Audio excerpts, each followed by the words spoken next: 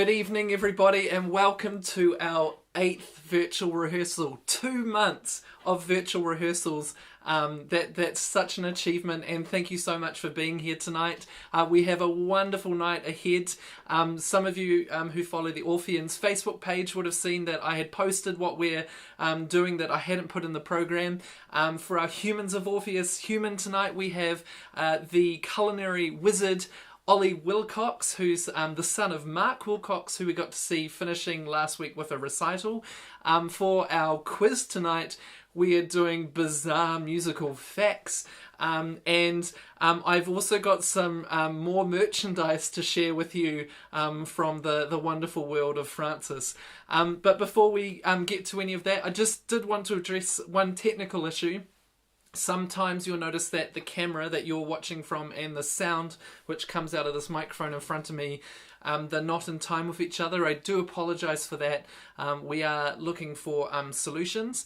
I need this very special thing called it's basically a camera capture card that attaches to the computer, so I can deal with it differently. So I do apologise. When we have this feed, my sound might not always be in sync. Anyway, let's get into physical warm-ups. I hope you're ready, and we're crossing to Lily Street. Hi everyone. This is definitely different. I'm loving it though. So I bet that is my partner who just got home. Just great timing, Michael. Anyway, so today I'm going to run you through a not so physical warm-up. I'm sure some of you are rejoicing, some of you are going, oh, maybe more of the former. But we're going to go over a technique that I learned in my last singing lesson called appoggiare. So this is all about buoyancy of effectively the sternum and our lungs and creating buoyancy within our chest. So make sure that you're sitting comfortably, feet flat on the ground. Hi, honey. Apologies, I tend to get a little bit nervous when I'm doing this sort of thing. So feet nice and firmly flat on the ground. If you're standing, make sure your feet are hip width apart. Your arms should be relaxed and in a comfortable position. I'm currently sitting at the kitchen table, so you can see my torso. So from here, we want to make sure that our lower back, with our floating ribs connect to our spine, are nice and able to move like the bellows they are, like the bellows our lungs are. So just take one of your hands and put it on your lower back. Take a breath. Feel the way that it moves.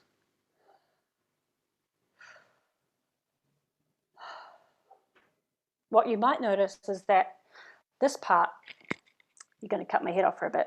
Whee! Oh look, I'm Marie Antoinette. This part around here, around your normal ribs, that might move more than your lower back.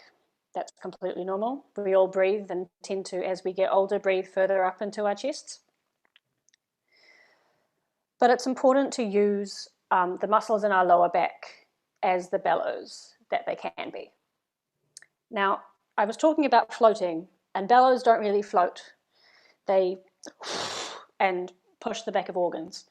So with the expansion and deflation, unfortunately, of our lower backs, what we're going to do now is take our other hand and place it on our sternum.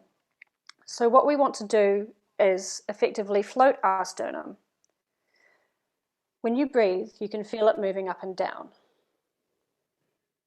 What we want to do when we sing is to stop that moving. It should only move just a little tiny bit as you breathe out and sing out.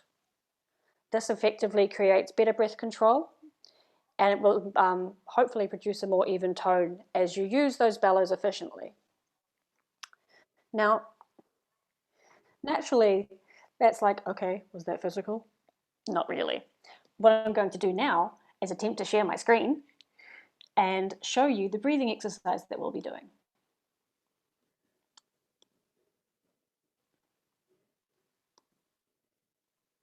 And it should be there just about now. So these breathing exercises are ones that my teacher Paloma Bruce gave to me. She taught me about this last week, and it's been really interesting, even just doing the first exercise while trying to maintain this technique. So when we breathe, naturally, we tend to collapse when we breathe out. We can do this during this exercise in order to reset and get ready for the next part. But for now, what we're going to try and do is take your hand onto your sternum, make sure you're sitting comfortably, and what we want to do is maintain the float. Our sternum is floating away from our body. It is a comfortable spot. It's like trying to maintain, it's not unlike the metaphor of trying to maintain a piece of paper blowing up against your hand when you're singing. So the exercise we're doing here is quite simple. It's something we've all done before. But the thing is, with this, we don't want to go forward. If we go forward, we lose any resonance, and all of this float's just going to go, and we're going to end up pushing ourselves forward and losing that float. I'm terribly sorry if this is rambly. I know it is. Brent asked me about 3 hours before. I was still at work. It's his own fault. Anyway, so I will demonstrate. So maintaining this float, taking a nice deep breath, what we want to do is feel, despite going forward with that sound, we want to make it as small as possible and as backwards as possible, which is something we should be familiar with.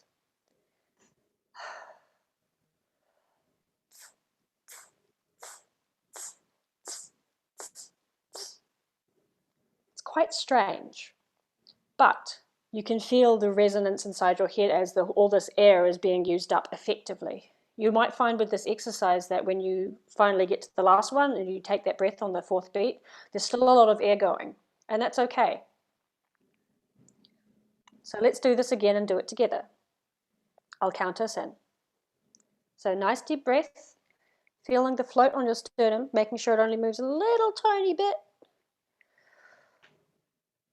1, 2, 3, 4.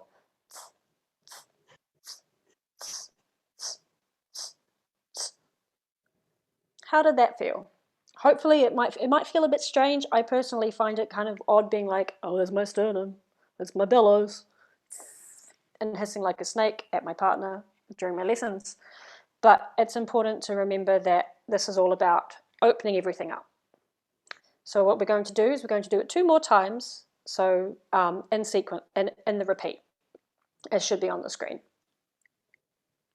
So big deep breath in,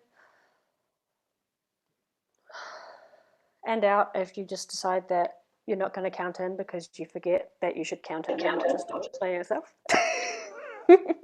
But anyway, nice big deep breath in. 1, 2, 3, 4.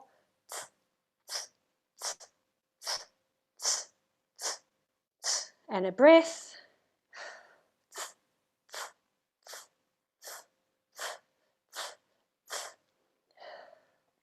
And hopefully, now you'll get my face back, might be a bit blurry for a bit.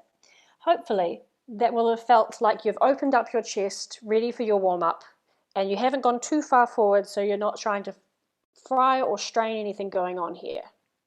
That's it for me, Brent. Thanks for enduring that. That was great. Thank you so much, Lily, and thank you for the very late notice warm-up. That was wonderful, and such a lovely way to start with just some nice calm, focused on the actual breathing. So let's now get our voices moving, and I'll cross to Rosemary. Hi everyone. Thank you so much, Lily, and what you've done so far is perfect. It's a perfect setup for what I'm going to do with you now.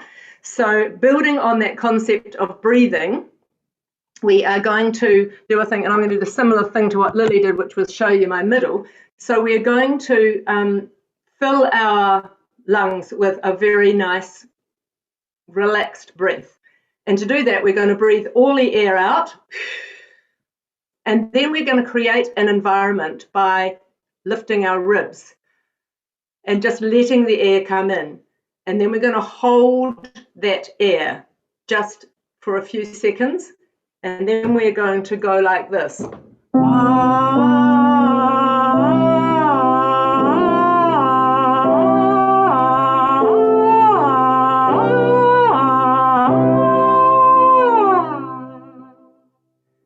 so I'll just repeat that.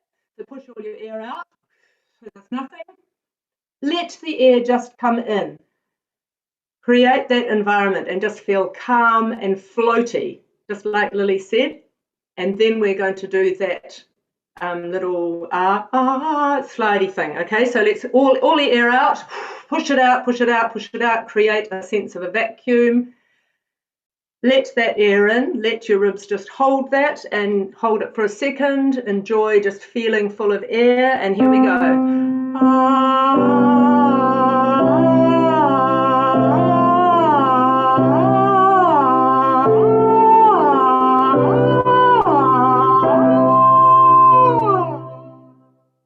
Now you're empty of air, so let the air create the environment again for the air. Expand and hold. And last time for this one.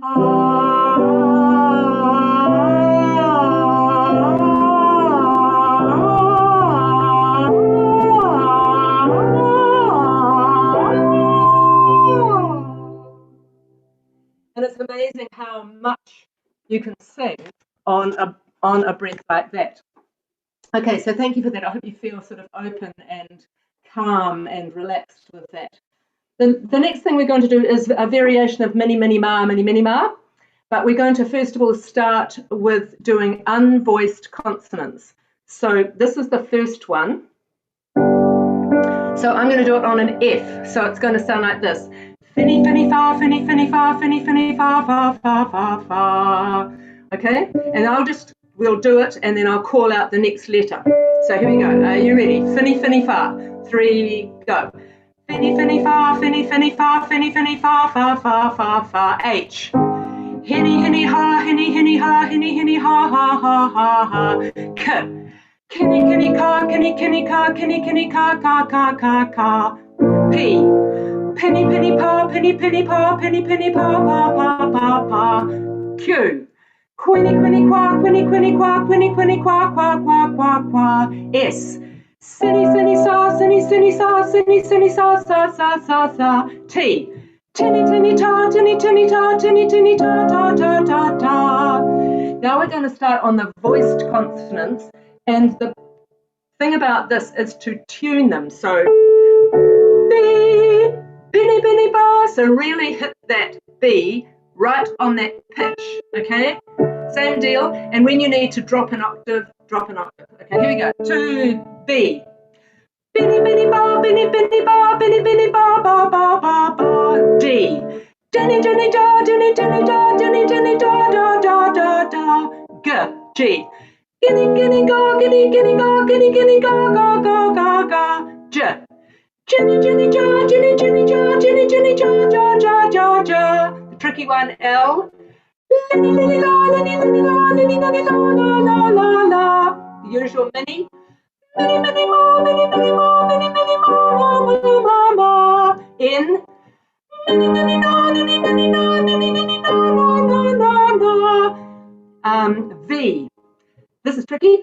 Mini, mini, ma, mini, mini, ma, mini, mini, ma, ma, ma, ma, ma. I'm going to drop. Winnie, winnie, wah. Winnie, winnie, wah, winnie, winnie, wah, winnie, winnie, wah, wah, wah, wah, wah. Yeah. Yinny, yinny, ya, yinny, yinny, ya, yinny, yinny, ya, ya, ya, ya, ya. Lucky last one. Zinny, zinny, za. Zinny, zinny, za, zinny, zinny, za, zinny, zinny, za, za, za, za, za. And just put your fingers here. And if you open your mouth too wide, your fingers will push out. You don't, that is too wide. So you want to have a drop and relaxed jaw and bright eyes, but no, not overextending your mouth, okay? So great, fantastic. I'm going to pass you over to the amazing Thomas now. Thomas, how was your week been? Oh, it's been pretty good, thanks, Rosemary.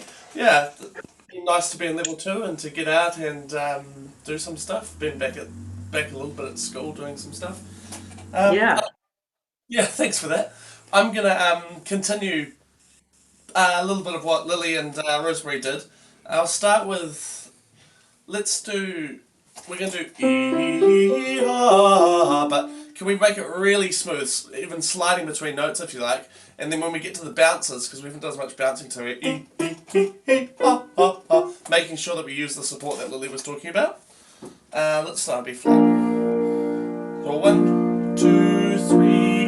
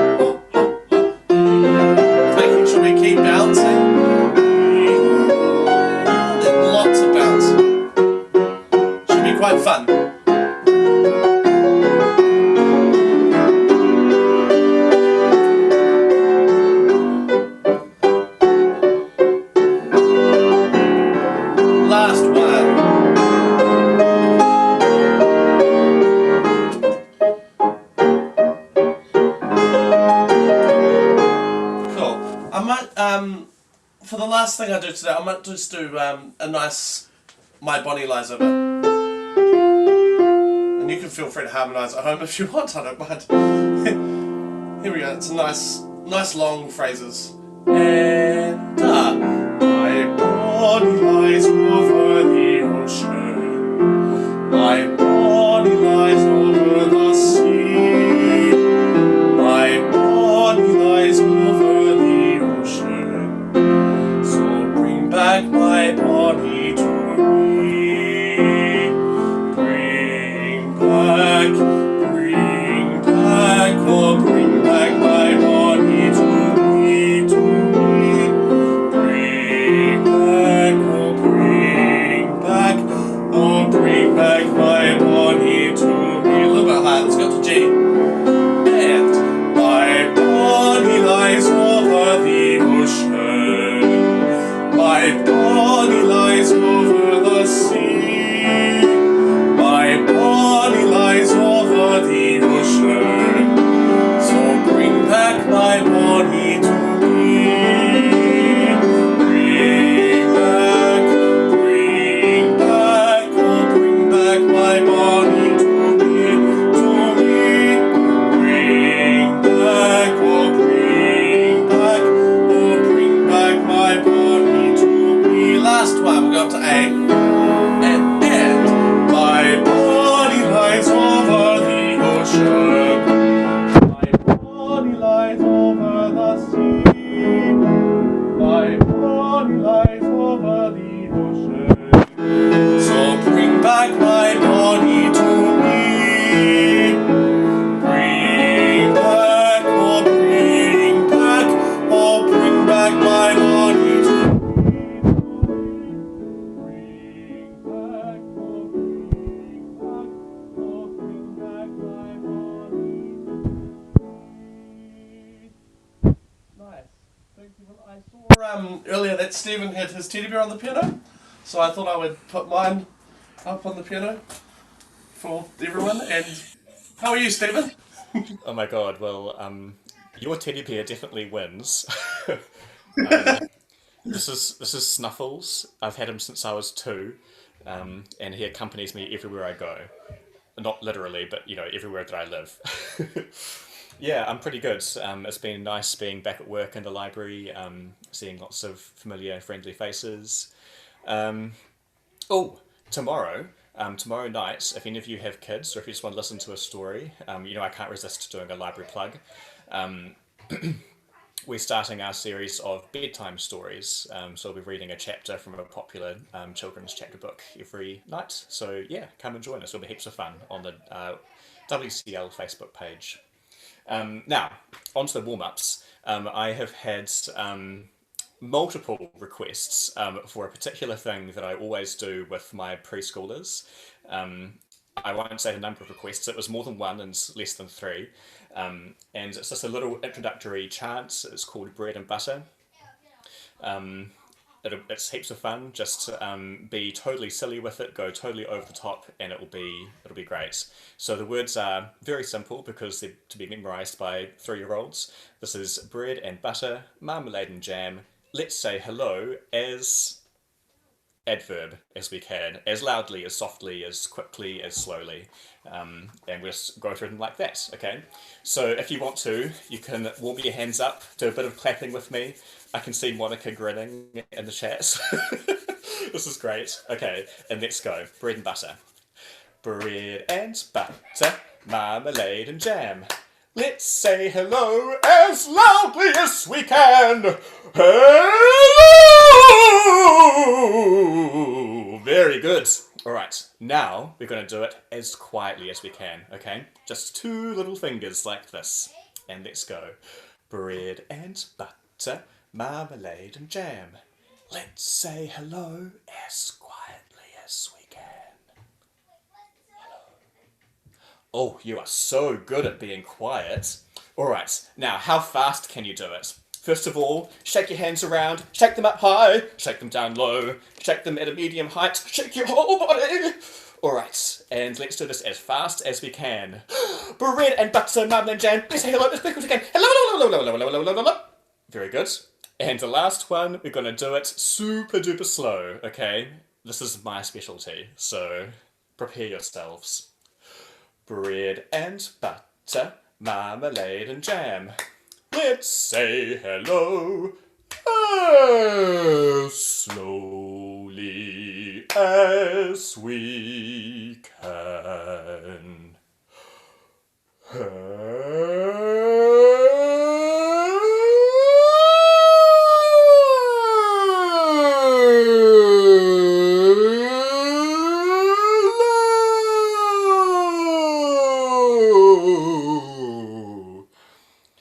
Very, very good. You guys are so good at that. You would make excellent preschoolers. All right. Now, for an actual warm-up, tell you what, let's hark back to what Rosemary was doing with us and do some consonant work. You guys all know vi, ve, vu, va. Vi, ve, vu, va, vi. Right? We're going to start off just by doing single consonants, and then we're going to move through to some double consonants and some triples. So just follow along with me and you'll be totally fine. So we're starting with V, V, ve. 1, 2, 3, go! Vi, ve, vu, va, vi, ve, vu, va, vi, ve, vu, va, vi. Mi, me, mu, ma, mi, me, mu, ma, mi, me, mu, ma, mi. Ti, te, tu, ta, ti, te, tu, ta, ti, te, tu, ta, ti. Zi, ze, zu, za, zi, ze, zu, za, zi, ze, zu, za, zi. We, we, wu, wa, we, wu, wa, we, we, wa, we. Flee, flay, flee, flay, flu, fla, flee, flay, flu, fla, flee, flay, flu, fla, flee. And last one, glee, glay, glee, glay, glu, gla, glee, glay, glu, gla, glee, glay, glu, gla, glee. Ooh, we've gone a little bit over time, so I'm going to skip straight to the triple consonants, okay? So we're going to start with v, v, v, ve, ve, ve, vu, vu, vu, va, va, va. Alright? We can do this. It's fine. 1, 2, 3, and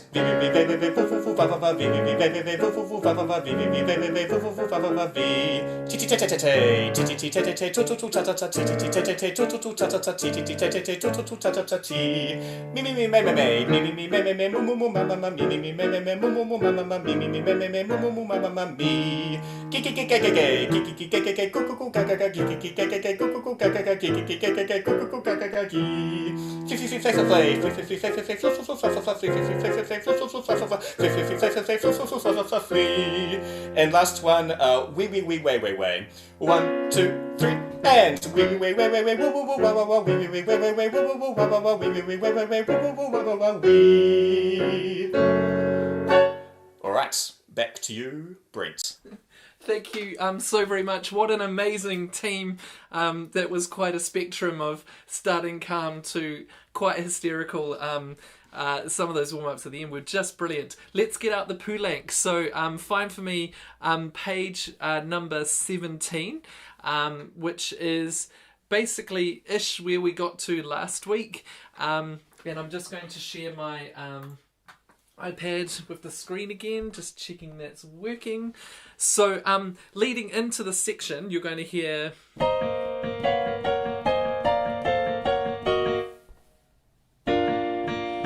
Okay, and then the sopranos in that key of B flat major, propter maniam gloriam, etc. Let's just very quickly note bash to the end, because that's we're almost there. The only problem is this section's very, very chromatic. So sopranos first from 22. I'll play the little interjections as well with the altos. Here we go. 1, 2, 3, 4.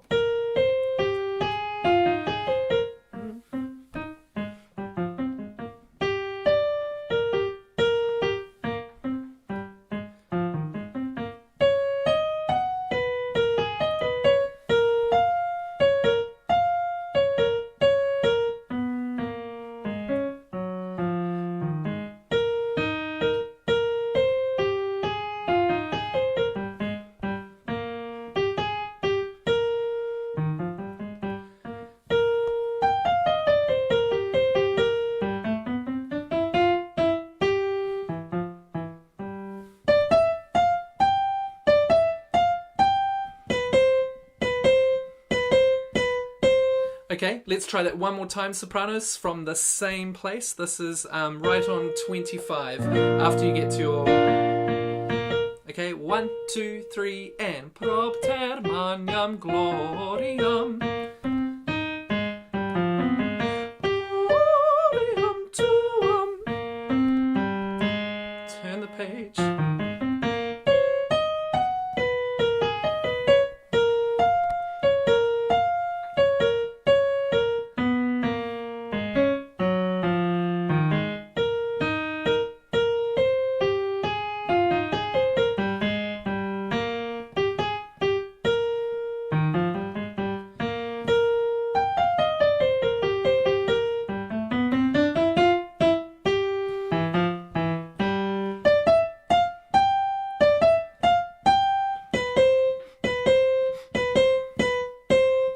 Excellent. And I shouldn't have slowed down, actually. He's specifically written no writ.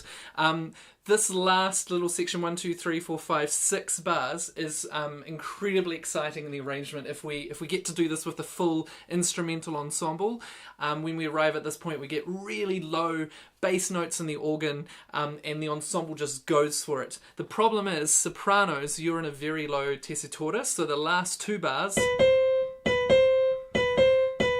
you're not really going to get much cut. So add a lot of that squealo and that ugly sound that Margaret Medlin has sometimes worked with you, but don't push, because it's otherwise it's not going to be too lovely.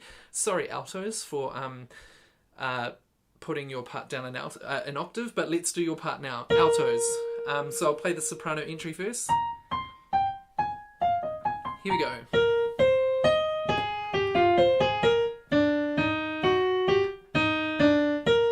Let's do that one more time, just because that feels really weird. 3 before 23 slowly goes like this.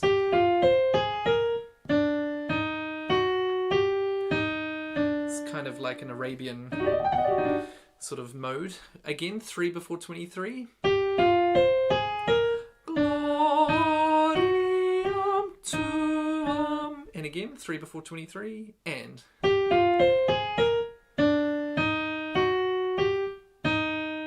then back to your.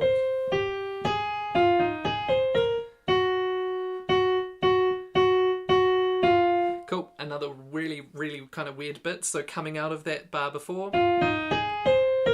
Gloriam, gloriam. Okay, here we go. Beginning of page 19. 1, 2, 3. Carry on. Lovely. And all of these little phrases altos can have front. Gloriam, gloriam. Okay, here we go. This is the last bar of the first system of page 19. 1, 2, 3.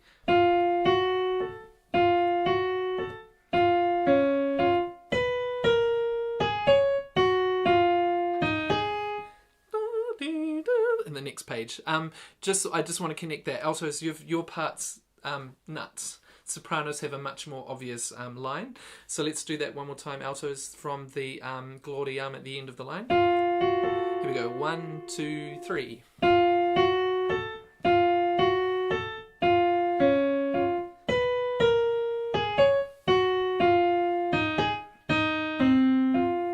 Let's do that again from the C flat. 1, 2, 3, 4.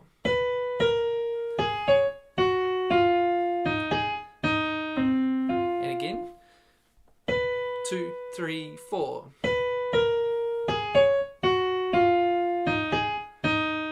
Carry on.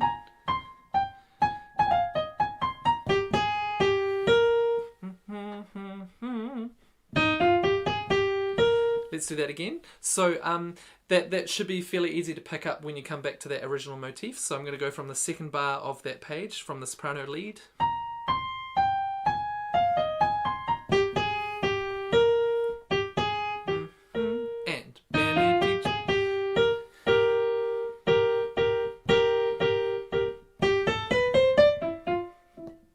And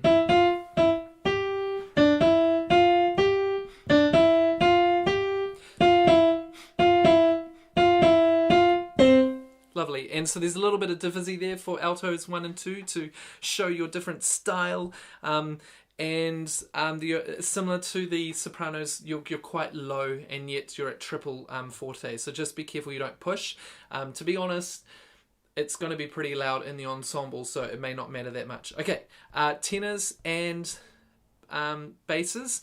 Let's just do together first, and then I'll split up if we need to. So from 22, here's the tenor line, and then basses you're going to be imitating in a second. Here we go. Propter, 3, 4. Propter, gloriam.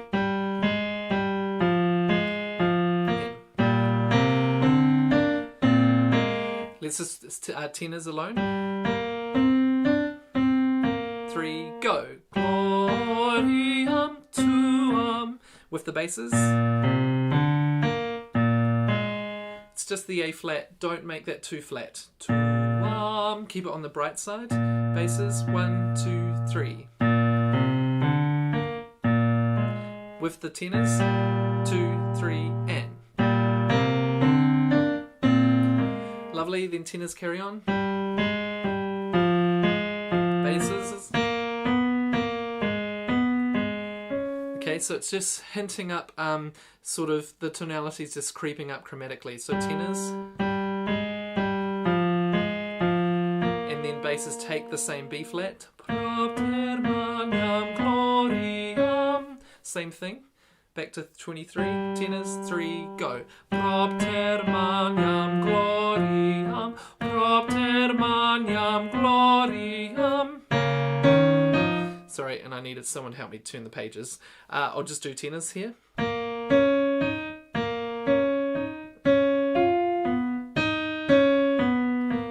Do that again. 2, 3, and gloriam, gloriam, to gloriam. Basses.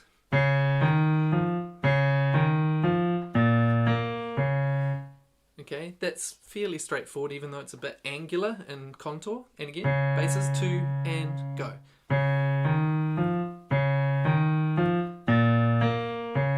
Lovely. And then tenors. Basses take the same note. With the tenors on top. Okay, so let's just stitch this together because it's getting a little bit confusing. Last bar of that top system of page 19, tenors and basses. Here we go, 1, 2, 3.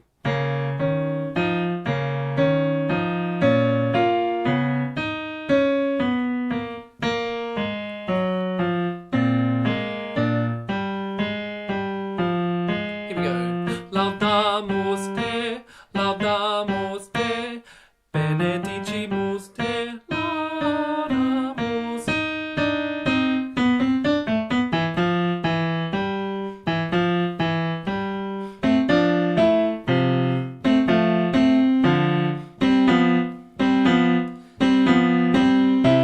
Okay, and let's just do that again correctly. This is the pickup where you get the forte second bar there. This is pickup from the tenors. 2, 3, and laudamus te.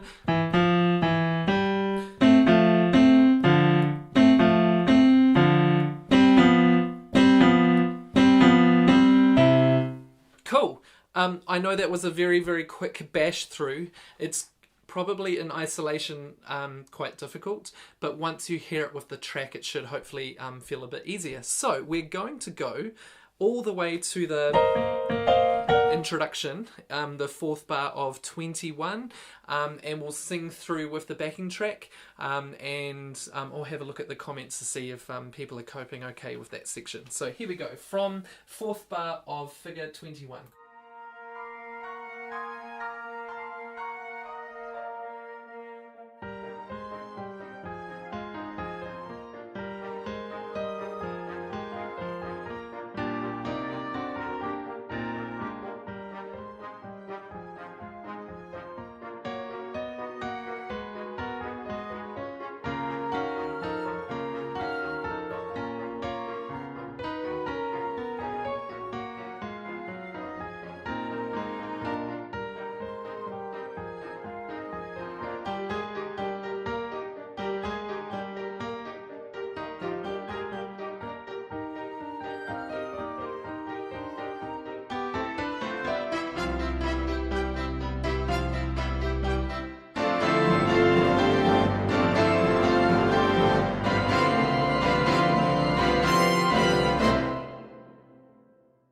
Cool, that's a fabulous ending. Let's do that same section one more time. Here we go.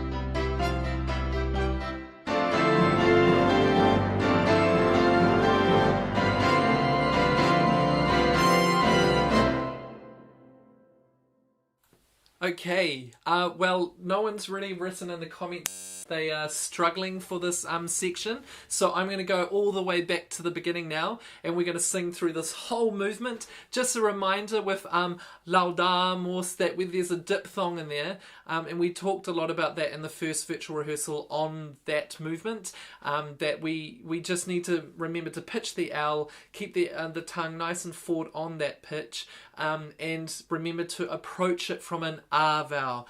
Laudamus, not a darkened sort of swallow Kiwi owl kind of thing happening in the background. So we're going to go from the beginning of this movement. I do apologise for the fact the iPad page turning's not completely perfect with what I'm doing. it's in the past these sections were pre-recorded, which is why I was able to get those page turns perfect. But I'm thinking now that we can open our bubbles a bit, I might try and get someone over to turn the pages on my behalf. So anyway, let's do the backing track from the very beginning of this whole movement.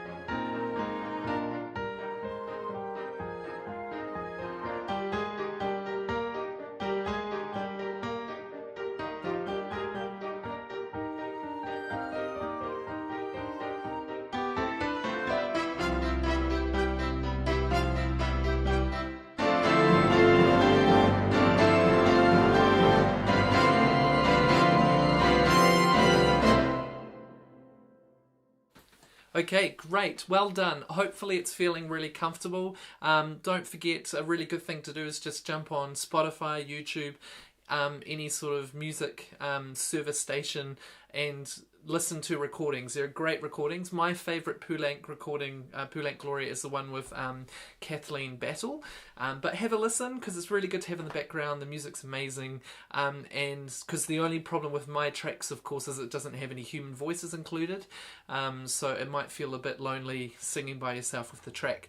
However, with the other pieces, we have choir recordings. So we're moving on now to the Vivaldi, and we are at the movement 11, Quoniam tu solo sanctus, and I'll just bring my iPad up. This is when Vivaldi kind of loses a bit of originality and recycles material from the very beginning, so it should be pretty easy. Just one little thing is, if I can find my Apple Pencil, can we please, we're just going to talk more about word stress in this because it's otherwise incredibly easy to sing. So if you can all aim for sanctus, Quoniam tu solo sanctus, and it is a QV sound, Quoniam, quo. Okay, for this section. So here are your notes.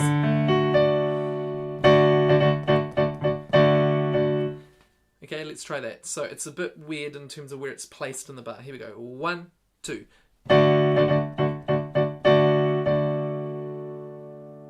Okay, try that. 1, 2. Sorry, I just got distracted by a comment. And the next one is pretty straightforward too. Same thing, aim for sanctus. Quoniam tu solus sanctus. Here we go. 1, 2. And then we have...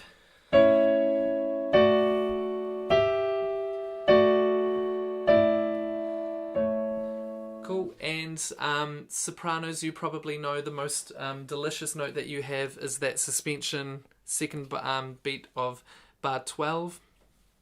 If you just lean into that a bit, not hideously lean, just give it a little bit more fullness. Can we go from there? 2, and go.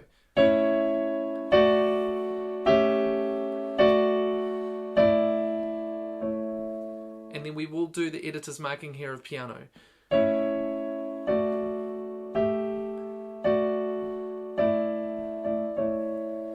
Okay, so that's pretty straightforward. Let's just go from the very beginning. Here we go. 1, 2, and.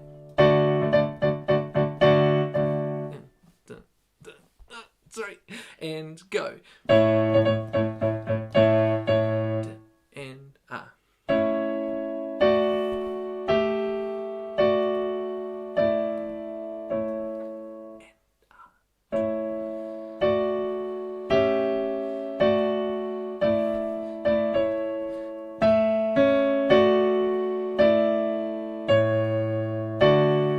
So that comes as a bit of a surprise, that Jesu Christe. And although Jesu is obviously an important word, again, we're going to just put the stress a little bit further in the phrase. So it's Jesu Christe. Pretty easy to pitch this whole section. And then the last phrase, of course, is...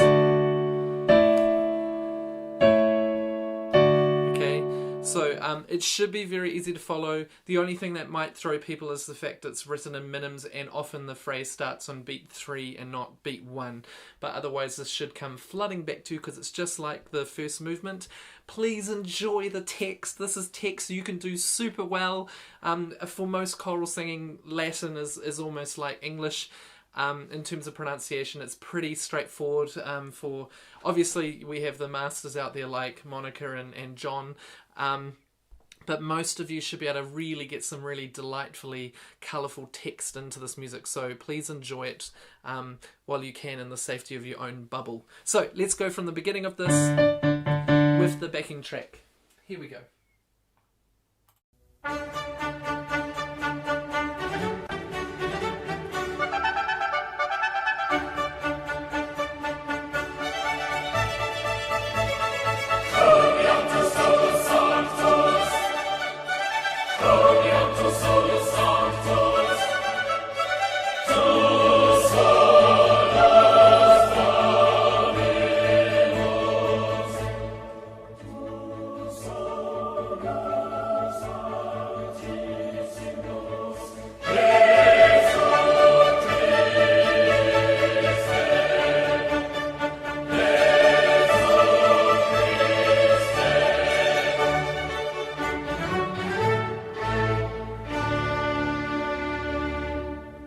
Okay, well that's obviously very short, so let's do it again. Here we go, Vivaldi. I'd suggest standing up just to get a bit of sort of bounce into your singing. Here we go.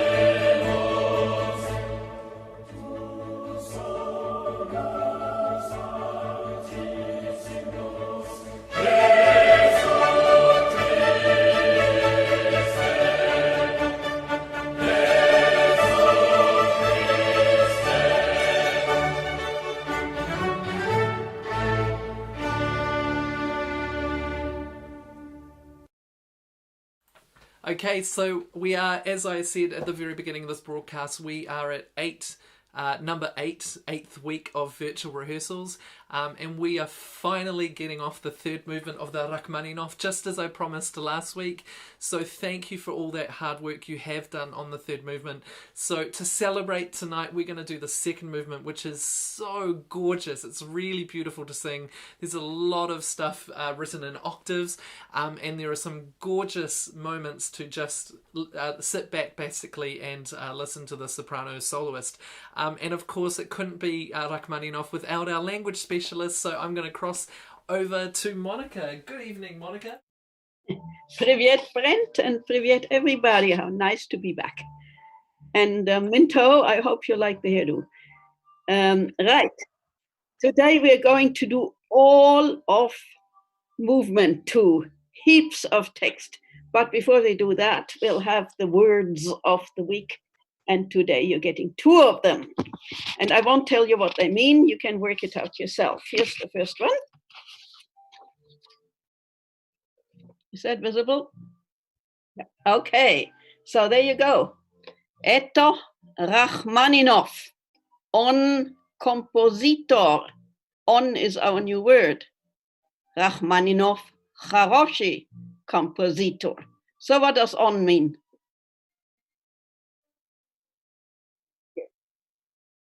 Think about it. Next word. Это Stepan. On, тоже compositor. Тоже is our second word.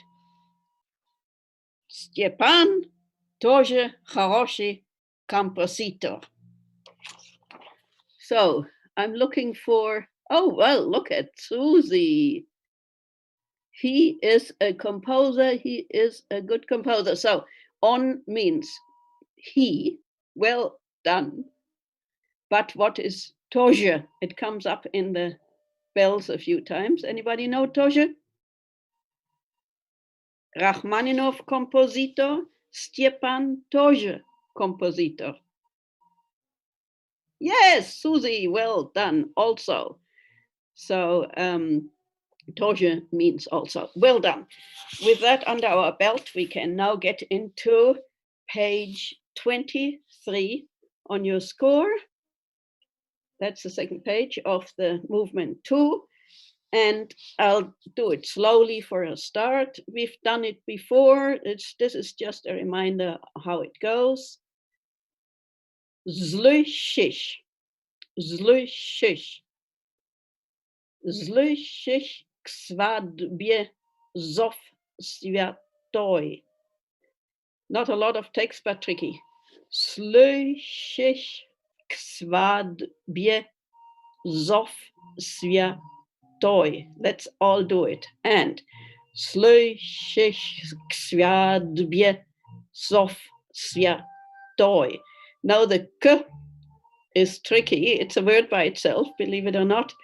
You can leave it out, nobody will notice. So, słyszysz k swadbie zof światoj. Once more. Słyszysz k swadbie zof światoj. Zolotoj. Zolotoj. Right, the whole thing. Słyszysz k swadbie zof światoj. Zolotoj. Right, and then we'll sing it again and again and again. And that's it. Sorry, that's all from me tonight. Back to you, Brent. Thank you so much, Monica. That's awesome.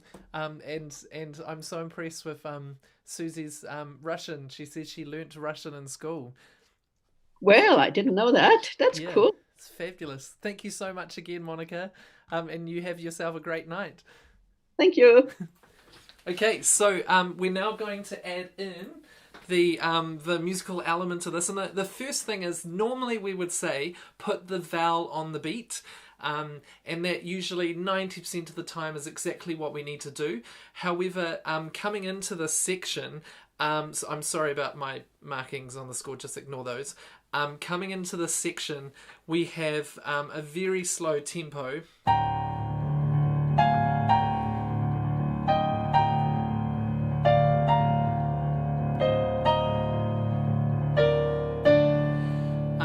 might be a little bit faster than that. But the point is, if we come into this section really slowly, what everyone will probably end up doing is going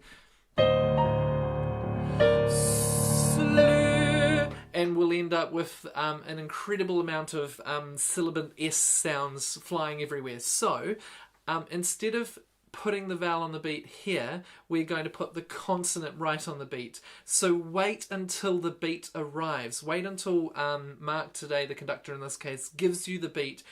Then you begin the letter S. So it means the S will be fairly short, and it will be much more accurate. If you were a soloist, if you were singing by yourself, you wouldn't need to do this. You would still be able to anticipate because you're the only one doing it, and you've got a much better ability to, gauge the tempo. But for a choir of 170, it's too dangerous for us to spend any time sitting on that S when we might end up with, it only takes one person to come in a whole crotchet too early, and it can kind of take away the magic.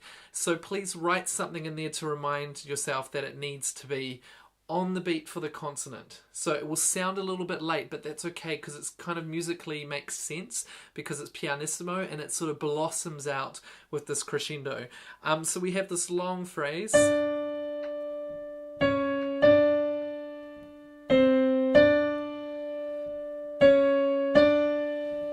And the rhythm will probably be quite elastic, so it will start with a bit of freedom, and then I imagine it's going to pull and pull and pull until you get to the last one, and then of course on the next page it's just piano at the stage.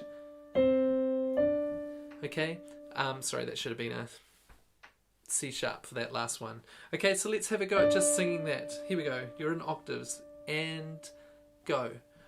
1, 2, 3, crescendo, and 2, 3, and 1, 2, 3, 1, and 2, 3, and 1, 2, 3, 1, 2, 3. You'll notice I've put in the E vowel on that last rest, so you need to turn the diphthong on toi at the very end. So tenors, toi. Just turn it right at that moment. Don't go to the extreme. It's not toi. That will be fairly ugly. The other thing is, if you want a bit of fun, sit on the front of your chair and paddle like you've got kind of pedals. If you lean back and you can pedal a bike, especially when you're singing these really long notes for long periods of time, it just keeps the energy sort of moving through. When we've done this in rehearsals, we've talked a lot about where to find the pitch D from. So you'll notice I've got these annotated in my score. It's a really good idea to do a bit of treasure hunting in your scores to find those pitches that will help you with your entries. So here's another one. As Monica said, we get to say the text over and over and over again. This one is down the octave.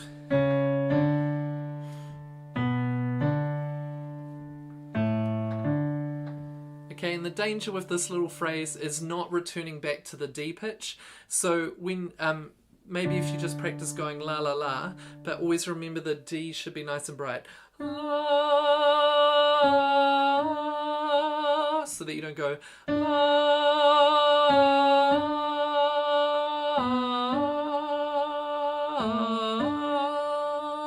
So I'm sorry, I'm purposely trying to depress the pitch. So keep every time you return the D to be a little bit fresher, more interesting. Okay, try sing this one. 2 and 3 and so, and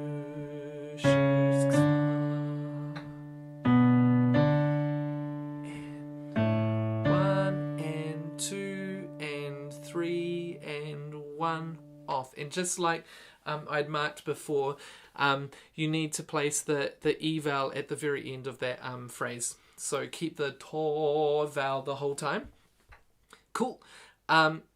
This is pretty much the same. I don't think I really need to say much about this next section. The campanelli, which you'll see I've circled there, that's tubular bell. So you get a really nice strong from the tubular bell, which you can of course copy if you're unsure where the pitch is. And then this one's a little bit more special because the bar before 40 has sort of a different emphasis and a different rhythm. So just start quite warm on the beginning of that note. I'm sure in previous rehearsals we've gone over that, so it should be fairly straightforward. This moment coming into page 27, it's simply upper semitone.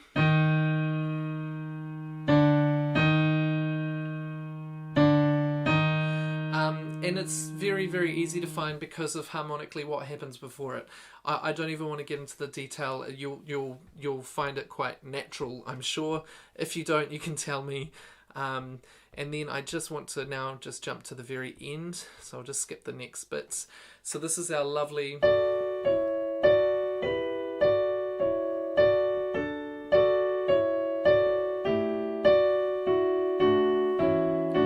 So in this section, it needs to be on, off, on, off, on, off, just like you're kind of rowing a boat, but don't make it too much.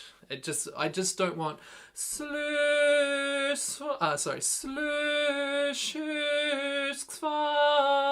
don't keep it too linear. So just think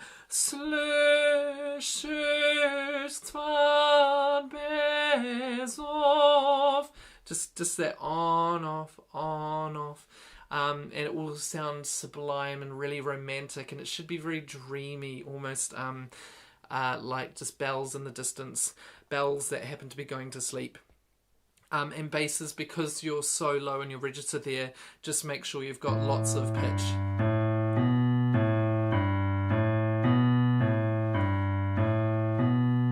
Okay, so it's a gorgeous movement. This is romantic music at its best, thus Rachmaninoff the Romantic. So let's have a listen to this whole track. Actually no, let's not just have a listen, let's sing along to this track, and hopefully you'll find it really easy and you'll just love this symphony again, just in case you lost a bit of love while working on the third movement. Here we go, with the backing track.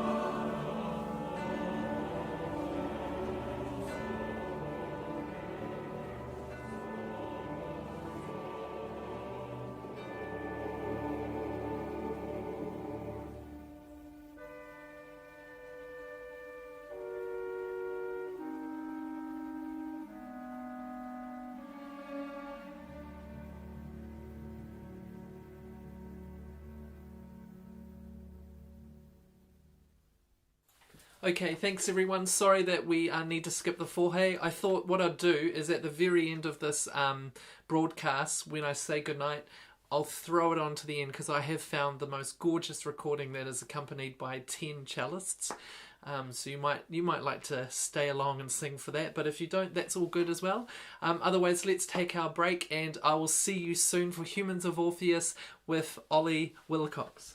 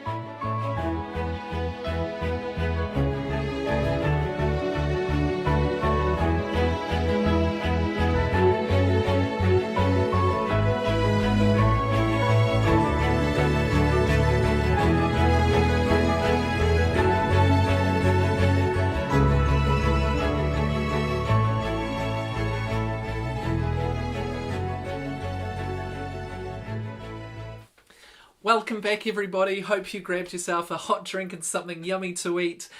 We now get to our Humans of Orpheus segment, one of the best parts of our Tuesday evening. And of course, it wouldn't be Humans of Orpheus without our opening music. What do you know about the chorister sitting next to you? Did you know they're a volcanologist and a rocket scientist too? Welcome to Humans of Orpheus, Humans of Orpheus. Orpheus has lots of interesting humans.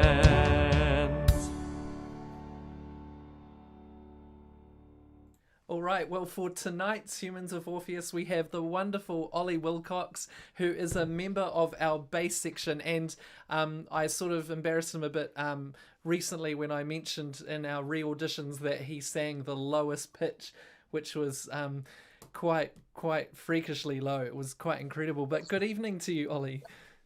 Hi, Brent. Hi, Orpheus. So, Ollie, it's great to talk to you. I've known you for quite a long time because you were in the New Zealand Secondary Students Choir, and I've known you as well through Orpheus, and something that I'm really keen to talk to you about is food, because you're, as I kind of mentioned on Facebook today, you're a bit of a food wizard, and I'm curious to know, how did you get into food in the first place? Was it something you passionately wanted to do, like when you were leaving secondary school, or did you sort of just come across it? Yeah, well, it's something I just sort of fell into, and so I'd had a little bit of experience washing dishes and things through high school for some pocket money, and then after high school, I decided to go down to Christchurch to study engineering. Didn't really work out, so came back to Wellington. Needed something to do, and just kind of fell into another sort of kitchen hand job and worked my way up in the kitchen, which was good fun. And so you've gone from all sorts of roles in the hospitality industry, and now you're working as a barista. So what was that sort of pathway for you? Yeah, so I kind of so my first place I worked was full-time was Maranui Cafe, where I started as a kitchen hand. I was working there for about 3 years, and I was sort of a relatively senior chef there by the time I left. But I just sort of decided that I wanted to do something different. I didn't want to own my own restaurant. I didn't want to become a head chef, and so I stepped sideways and then moved into front of house, which I really enjoy. So it's much more social and much more people-focused, which I really enjoy. So that's really interesting concept, actually, to think about the kitchen side being quite antisocial, and that must be quite difficult for them to like keep their motivation up, because I guess people in the kitchen don't quite get to experience how much the customers are enjoying what they do, whereas the people at front of house obviously get to see it all the time, hopefully most of the time. Yeah, I mean, people talk about it being a pressure cooker, and that's definitely true. I mean, like, you're in the same room for 12 hours, it's very cramped with the same 3 or 4 people, and if you don't get on very well, then it could be a bit of a problem. So now that you're working as a barista, and I bet you're really happy now to be back at work, serving customers, what's changed, like, post-COVID? Like, how does things work differently now? Yeah, so basically we're not allowed to, we don't do table service where I work, it's only counter service, so we're only allowed to do takeaways for that reason.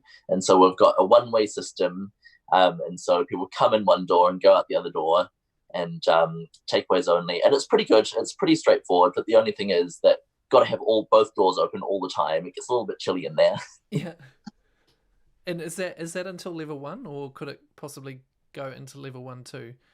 I think, I'm not exactly sure, but I think for level 1 we'll be able to return to normal, which I'm really looking forward to. Yeah. I'm not a coffee drinker myself, and it's just totally random and just for some reason something I've never tried. But something I've really loved is the whole coffee culture, and you see it around coffee places, that it seems like baristas build quite close relationships with their customers. Do you find you end up sort of learning their names? Oh, absolutely. Yeah. I think it's my favorite thing about my job is getting to know the people that come in every day or sort of every couple of days, and it just because yeah, I mean, when you break it down, it's quite menial, really, just serving people like that. But if you approach it from a more social angle, it becomes a lot more enjoyable for me. Yeah. And Getting, you have a little. I was going to say, do they always order the same thing? Most people do. Yeah, most people always order the same thing. If it's quiet and you see them walking in the door, you start making whatever they're going to have, which is quite fun. Yeah. That would, I imagine that would make someone feel pretty chuffed and like well cared about, especially if it's early in the morning. It's kind of that first drug of the day to get them through, and their barista knows who they are and knows what they want to drink. Yeah. I mean, making people happy. What could be better than that in your job? I find it interesting that that coffee drinkers are so consistent with what they want to drink, and I kind of wonder, especially for someone like yourself, because I imagine with your own cooking you like to experiment and change things up, whether you feel tempted at any time to go, oh, I might just add a shot of vanilla to this, or do something and then possibly ruin their day, but also give them a new experience. Yeah. I think. Well, I mean, I like to change it up because I know what all the options are, but I think people that are kind of more, they know what they like, and if you change it up, it might not be as good, and you wouldn't get the same kind of comfort from it. I don't know, but yeah. And because you carry that burden of jump starting their day, do you ever get a little anxious that you could ruin the start of their day? I think, well, when I first started at my new job, there were a couple of customers that I found a little bit scary because they were very particular about how they wanted things. But it turns out everyone's got a sweet side, and you just had to earn their trust, and now they're absolutely lovely and we get on great. So that's really nice. So yeah, I find that quite funny. So they start basically not really trusting you. Who was this new kid? Yeah. What about you? Do you have a favorite coffee? I think my go-to is an oat milk flat white. So I'm lactose intolerant, and oat milk's the best alternative milk there is, and that's my favorite. Nice. I'm just wondering if people in the Orpheus chat room are going to start writing what their favorite coffee is, because I've heard people come up to a counter and list off many different ingredients. And what about food? Do you have a favorite food, like a comfort dish that is your like go-to dish? Oh yeah. So probably my ultimate comfort food is pasta, like many people. But I love it with a really sort of rich tomatoey kind of sauce.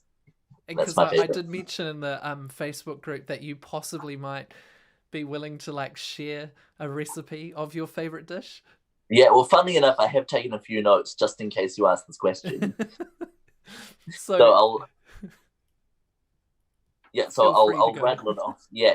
And so I think it is basically just tomatoes with I just throw in everything I can to make it full of flavor. And so start with some sliced onions and capsicums in a really hot pan with some olive oil, saute them for a few minutes, add some garlic and anchovy another couple of minutes, and then good splash of wine, let that boil down, and then add my tinned tomatoes. And then here's a secret ingredient. So I always put in some chopped up capers, some chili flakes, and some smoked paprika. Those are my secrets for lots and lots of flavor. And then I simmer it down for about 50 minutes, toss it with the pasta, any fresh herbs I've got lying around, and that's that. So it's got a bit of bite, I imagine. Bit of bite to it, yeah. At the end of it. Yeah. Do you think, because this is my problem, I'm not so good in the kitchen, and I actually get quite anxious when trying to cook. I'm the sort of person who will set multiple timers so that I can have everything finish at the same time. And because the way you just described that recipe when you say a splash of wine, I'm the sort of person who wants to know a quarter cup of wine or something much more specific and scientific.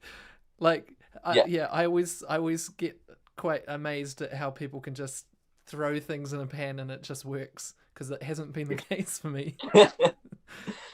Oh dear.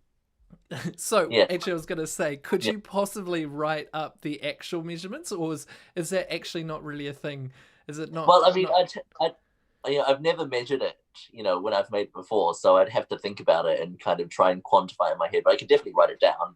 So it's quite natural for you, just kind of know, that's the right amount of mushrooms. Yeah. I think if I ever look at a recipe, it's just for inspiration. and then I'll just I can read it, and then it'll just the idea will sit in my head, and then I'll just go off and it'll happen. So which I feel very fortunate to be able to do. Thank you. Your palate must be quite wide as well. Like, is there any food you don't like? Like, for me, it's baked beans. I can't stand them. Wow. I think mussels are the one thing for me that I just can't quite do. Yeah, they're chewy and they're really strong and they taste like the ocean, and which isn't always a bad thing, but yeah, they're not my favorite. Fair enough. That's only one thing. So, in the big scheme most of other things, I haven't found anything else that I don't like. Yeah. So that's pretty good. There's still time. Do you have any top tips for the kitchen as well? Like, like your sort of couple of tips that would sort of go, this is definitely what makes a kitchen work? Yeah. I think probably my top tip for the kitchen, you might have already heard this before, is having a sharp knife and keeping it sharp, because it'll just because anything you're going to make, you're going to be chopping things up. And if you can make the chopping up more enjoyable, it's just going to make the whole process a lot more enjoyable. And other thing is that I think a sharper knife is a safer knife, because you're less likely to slide off the food and slide into your finger that's in the way. That's quite an interesting way of thinking of it. And I was just thinking, when you say sharp knife, because again, this is unfortunately just where I'm coming from. Almost every knife is sharp. So I'm assuming there's probably a scale. Like, if you were to see your average kitchen knife, you'd probably think, nah, that is not a sharp knife. Yeah. I think probably if you can't slice a ripe tomato with a knife, it's not sharp. That's what I think. Yeah. If you're mashing down through the skin, it's not sharp. So, and I assume you mean to keep it sharp as well. So it's not just about getting a good knife in the first place. Yeah. So the maintenance, the boring bit's crucial too, and so you have to get a steel. Like, you see all those celebrity chefs going, yeah, that's the one. Yeah. So learn how to use that. You don't have to do it like that. There's safer methods to do it, involving sort of pointing the knife downwards on a chopping board kind of thing, so your hand's not at risk. Yeah. But then every few months you do need to get it properly sharpened as well, to bring it right back to get sort of a full edge on it, if you like. Yeah. And what about because I was just thinking that chefs doing that, for me, I always thought that was more of a presentation thing and just for show, but obviously not. Yeah.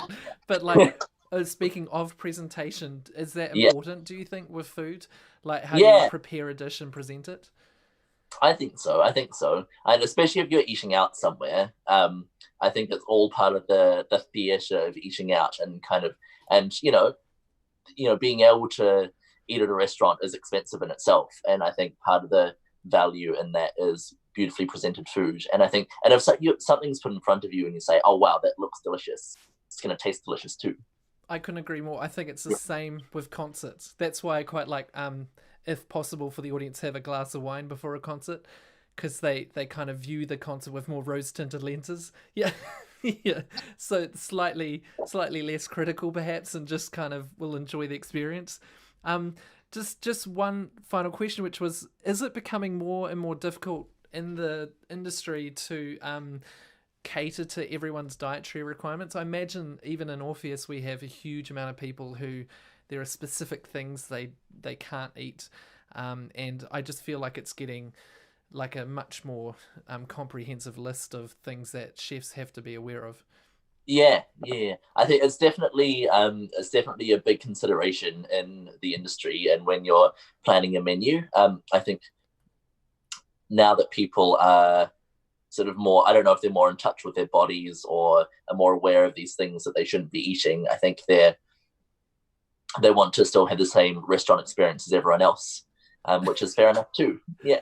And yet they won't necessarily eat everything else. Yeah. I had a student once who was coming to choir camp, and so we have to do health forms and get students to fill in what their dietary requirements are. And I had one who once told me that she had an allergy to blue food colouring. I've never come across that one before. I know, it was so specific, and I remember thinking, what do you think on camp I'm going to make with blue food colouring? This is not that sort of camp. Okay, I've got some quick fire questions for you. Right. So all you have to do is just say It's basically two options, this or that, and hopefully you won't Right. offend anyone with your choice. Okay, so Vegemite or Marmite? English Marmite. Wait, is there a difference? Yeah. Butter or Look in the margarine? comments. Oh, butter, absolutely. Beef, chicken, lamb, or fish? Ooh, beef. Sorry, I did give you 4 options in that one. Oh, that's Sweet or salty? salty. Gas oven or electric oven? Ooh, I electric don't mean the gas stove. hobs, I mean the inside part. Oh, the inside. Oh, electric. Any day. Yeah. Entree, main, or dessert? Main. Wine or beer? Usually beer. Cats or dogs? Dogs. Yes. Actually, I just want to say to anyone who thinks I hate cats, I love cats. Pancakes or waffles? Pancakes. Morning or evening? Morning. Coca-Cola or Pepsi? Coke. Comedy or horror? Comedy. Fruits or vegetables? Vegetables. Now this one's really tough. All right. McDonald's or Burger King?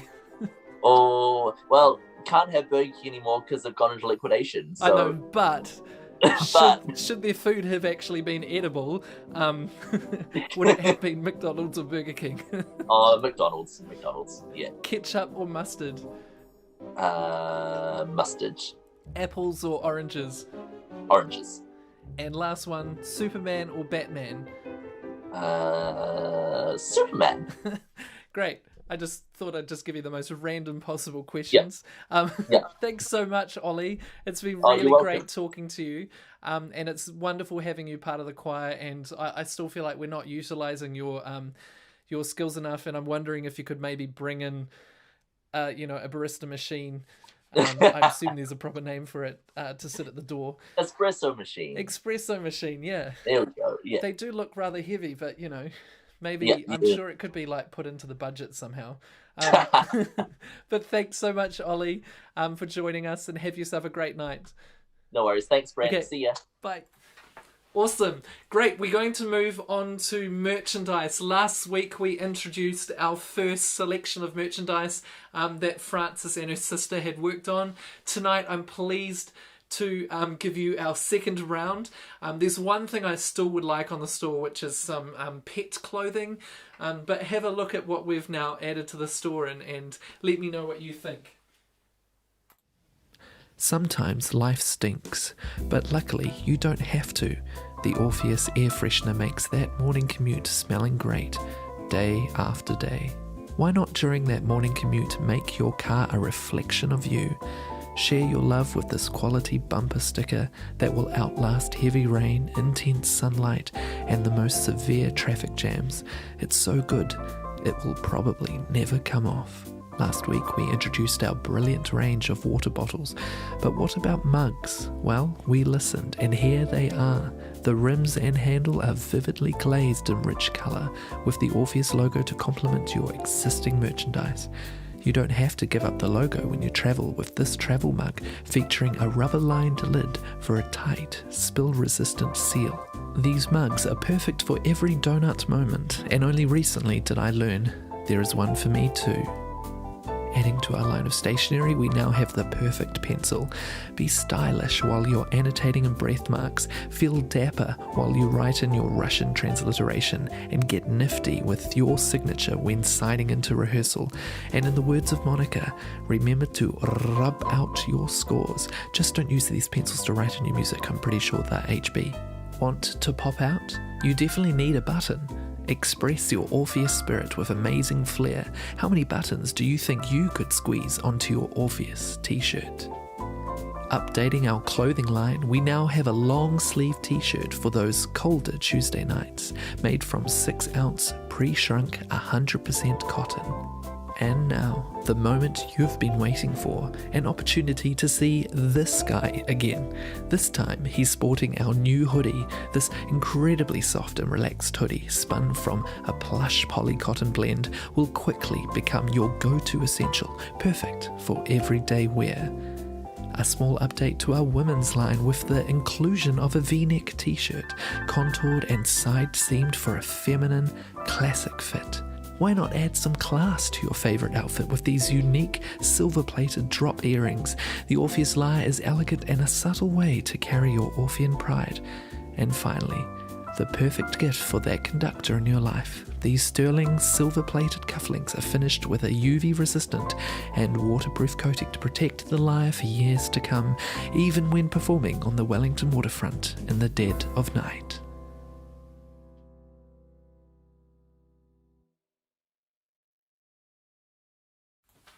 So those items are available from zazzle.co.nz /Orpheus Choir. And a big thank you to Frances again for and her sister, for putting all of that stuff up on the store. It's really cool. And yeah, apologies about the pencil, even though I'm pretty sure no one's going to buy the pencil because it's not actually 2B. I just couldn't help myself and really wanted that Monica quote put onto a pencil. I'm tempted to get it for Monica for Christmas.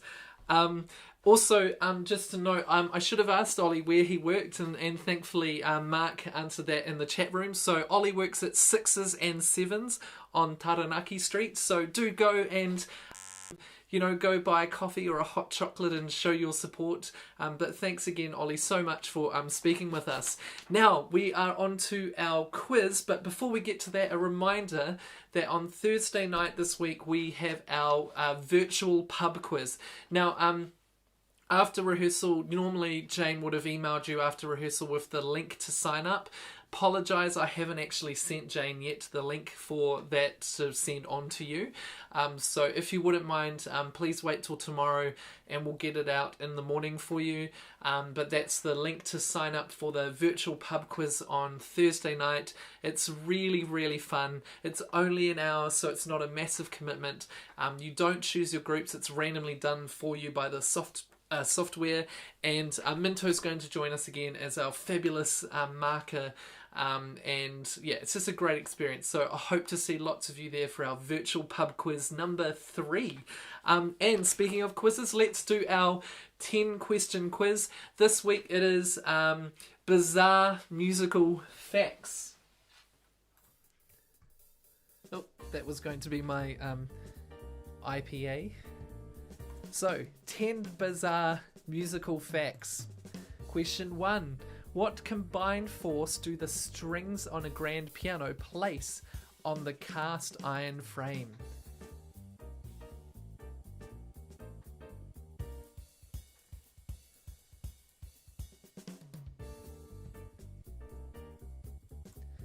Well, it's 20 tons. The tension of the 230 odd strings in a grand piano exert a combined force of 20 tons on the cast iron frame. Question 2. Robert Schumann would often plunge his hands into what to heal his ailments?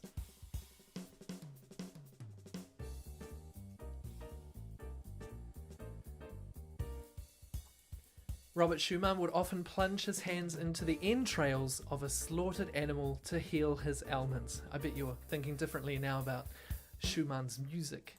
Question 3. A single violin is made from how many individual pieces of wood? I'm sure most of you can do this. So a single violin is made from how many individual pieces of wood? Yes, and sorry, there's some people in the chat room just asking about when the quiz is. It is at 8 p.m. on Thursday night. This Thursday night at 8 p.m. Well, the answer to question 3 is 70 individual pieces of wood make up a single violin. Question 4. According to his boasts in the opera Don Giovanni, how many women did the Don seduce? Sorry, I could have framed that sentence a little bit better. So, the Don and Don Giovanni, according to his boasts, how many women did he seduce?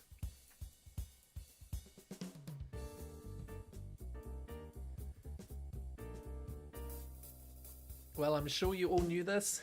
He seduced, apparently, 1,001 Spanish, 640 Italian, 231 German, 100 French, and 91 Turkish women. What a gentleman. Question 5. Which famous orchestra was booked to sail on the Titanic?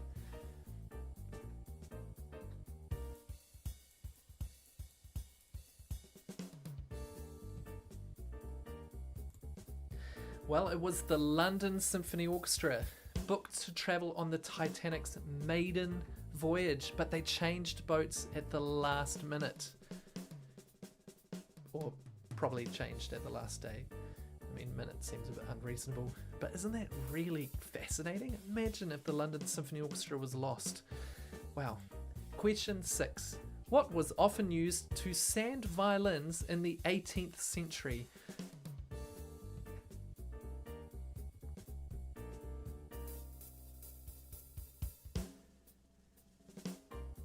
I will be rather shocked if anyone got this, but dogfish skin was often used in the 18th century to sand violins. Poor dogfish. They were just, going about having a little swim, and then suddenly they're sanding a violin. Question 7. Franz Liszt received so many requests for his gorgeous locks of hair, he sent what instead? He can have some of mine if he needs it. It's a struggle every day just to see out of my face. Well, Franz Liszt received so many requests for locks of his hair that he bought a dog and sent fur clippings instead. The poor dog. Question 8. Havergal Brian, Symphony No. 1, The Gothic, requires how many musicians to perform? Probably should have looked up how to pronounce that one.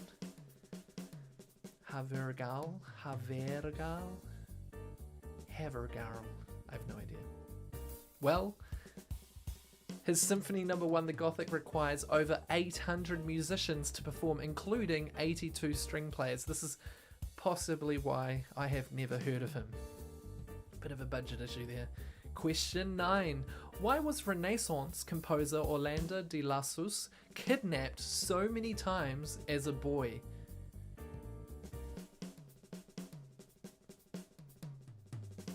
So many times. I wonder how many times. Well, he was kidnapped many times as a boy because of his beautiful singing voice.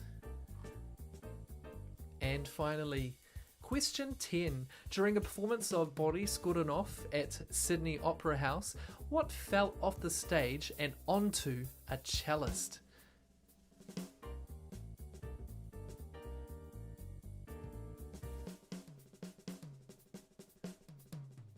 Well, this is a question for you, Monica. During a performance of Boris Godunov at Sydney Opera House, a chicken fell off the stage and onto a cellist. That leaves so many questions for me. Like, why was there a chicken? I don't know. Anyway, poor chicken. Cool. So I hope you got at least one right. I personally probably would have got none right, but hopefully you did get some right. And for those of you who are interested in the virtual pub quiz this week, the questions are a lot more sensible than this and much more reasonable, so you don't have to worry about them being too hard. Okay, and so this now brings us to our Carmina Burana segment, and after that we're going to cross to Alexandra Woodhouse Appleby, who's going to sing us a gorgeous piece by Handel. So tonight for Carmina, we are in the tavern. We've just seen the swan roasted alive, and we're about to see the drunk abbot singing, including with all his hiccups, and then of course the men sing their wonderful tavern piece, and then of course we'll be joined by Alex Woodhouse Appleby, who will be accompanied by Rachel Fuller, and I'll see you after that. Enjoy.